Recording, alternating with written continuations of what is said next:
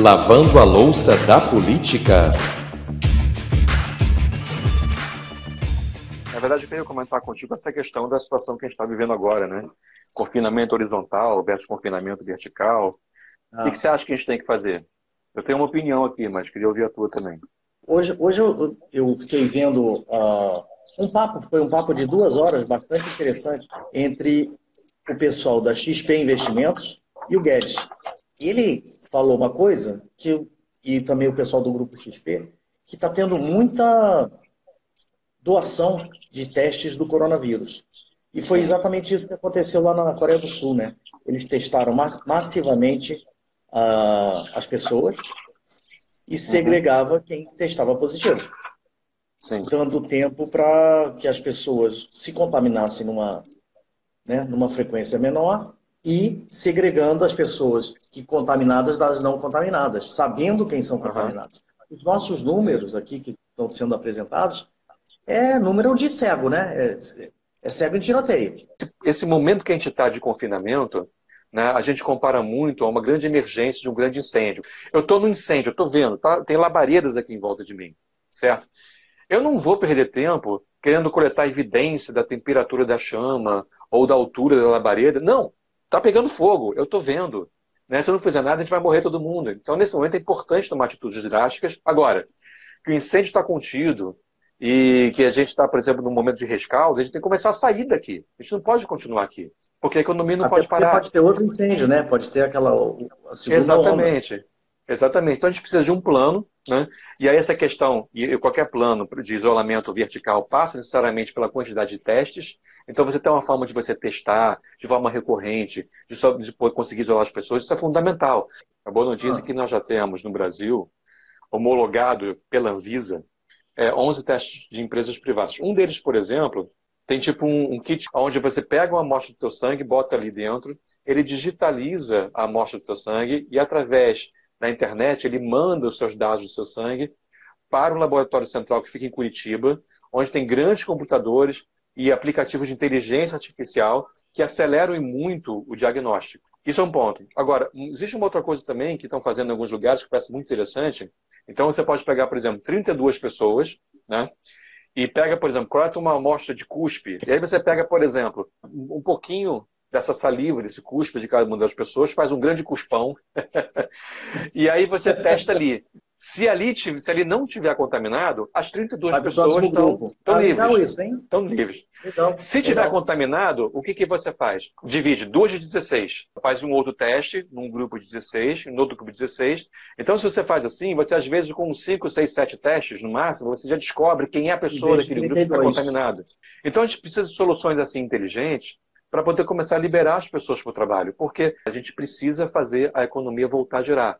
Em algum momento. Essa situação ela não se sustenta por muito tempo. Porque sem atividade econômica, você não tem geração de riqueza. Sem geração de riqueza, você não tem arrecadação de impostos. Sem arrecadação de impostos, você vai começar a ter problema com leite. Leite, vai faltar médico, vai faltar salário, vai faltar material. Então vamos lá. A Câmara de Vereadores do Rio de Janeiro está com algumas pautas. Já foi aprovado, por exemplo, a alteração do turno da Guarda Municipal, com o objetivo de ter mais guardas na rua, intensificar a presença da Guarda Municipal na rua, para apoiar as ações de contenção. Ontem foi aprovado a questão que você comentou da criação do Fundo de Emergência de Combate ao Covid-19. Foi aprovado, no caso, a questão da desvinculação de receitas para que o Poder Executivo possa ter mais flexibilidade na hora de mexer o orçamento para destinar dinheiro para outras áreas, né? A questão da desvinculação de receitas que a gente fala. Para fugir da lei de responsabilidade fiscal, né? Por exemplo, também, exatamente. Não, o orçamento é a peça mais democrática que tem na democracia, né? No Estado democrático de direito e na nossa federação, né? Na nossa e nas outras federações, né? Republicano, né? Essa era a palavra que eu queria usar. Porque na hora que você joga para a Câmara de Vereadores para aprovar o orçamento, né, dentro das expectativas reais, né? Depois você pode falar das expectativas irreais que é o orçamento municipal do Rio de Janeiro. Tudo tem que ser levado lá, porque lá é o ambiente democrático para você discutir para onde vai R$1. R$1 público é o dinheiro mais difícil que tem para você conseguir, e é o dinheiro mais fácil que você tem para desviar, né? Sim. Fala um pouquinho do orçamento real da cidade do Rio de Janeiro. 30 bilhões foi o orçamento, estou arredondando os números, tá? 30 bilhões foi o orçamento de 2019 e a prefeitura arrecadou 26,5, 27 por aí. E aí qual foi o grande sacada? Aumentou para 32. Então, eu não faço a menor ideia, né, com que critério ou com qual é a esperança que o Crivella tinha, né, de, nossa, eu arrecadei 27, então agora esse ano vai ser 32. Não faz nenhum sentido. A única explicação que vem à cabeça é o seguinte: é ano eleitoral. É a possibilidade de você poder empenhar despesas no primeiro semestre, né, para poder, de alguma forma, fazer projetos ou tirar coisas da gaveta que você quer fazer com interesse eleitoral e deixar o pepino como restos a pagar para a próxima gestão, o próximo prefeito, seja ele mesmo ou outro, se virar. E assim a gente vai empurrando com a barriga os problemas para frente, e é uma prática muito comum no Brasil. E a Câmara de Vereadores, que deveria gritar, espernear e falar que tem coisa errada, dificilmente isso acontece, porque muitos vereadores que estão ali têm projetos seus, indicações suas e interesses políticos seus fazendo parte do orçamento, ainda mais em época de eleição. Então acaba sendo um grande arranjo entre todo mundo, né, uma peça de faz de contas, mas que todo mundo está de boa com aquilo.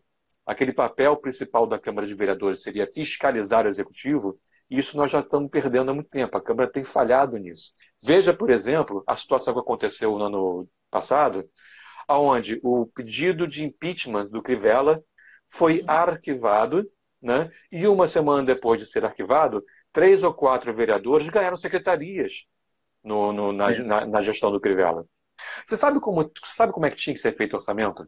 Você sabe que o Rio de Janeiro, o município do Rio, ele tem uma peça, digamos assim, também, adicional, que é a questão do plano estratégico. É um plano com visão de longo prazo. Qual é o Rio de Janeiro que eu quero para daqui a 5 anos? Então, tem os primeiros 6 meses, depois de assumir, ele tem que entregar esse plano estratégico. E por que é nos primeiros 6 meses?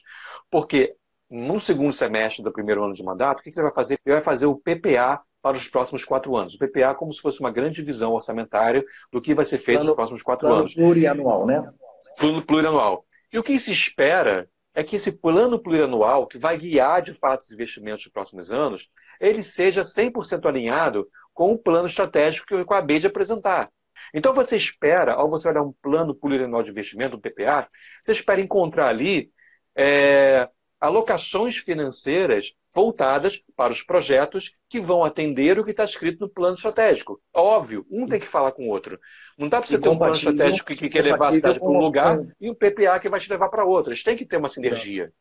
A Câmara de Vereadores ela tem que brigar para que esse orçamento todo ano faça sentido com o PPA que foi aprovado, que tem que fazer sentido com o plano estratégico. Porque senão a gente não tem um norte para ir. Eu faço MBA em administração pública, eu estudo finanças públicas, né? E eu sei que é possível adequar. E aí que eu, por exemplo, fico muito animado quando eu vejo um postulante, um filiado aprovado no processo seletivo, como é o caso do Fred Luz, no caso para prefeito do Rio de Janeiro, trazendo discursos como esse, como choque de gestão, como acabar com a bagunça. E a Câmara de Vereadores tem que acompanhar no mesmo tom, no mesmo nível.